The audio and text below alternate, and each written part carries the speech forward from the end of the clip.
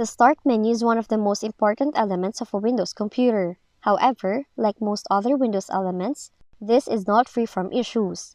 As such, if you're facing the same problem, you have to try the solutions we have for you in this video. Now, whenever the Start menu is not working or throws a critical error, restarting Windows Explorer is the first thing you must consider.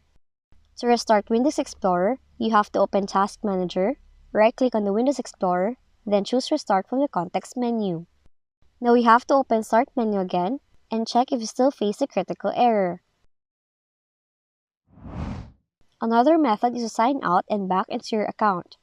So to sign out, you have to press the Alt key and the F4 altogether, choose Sign Up from the options, then click OK. Once done, you have to wait for a few seconds, then sign in again to your account. For the last method, re-register the Start menu. To re-register the Start menu, open the PowerShell window with admin rights, type in the following command, then press Enter. Now once the command is successfully executed, reboot the system and check for the problem.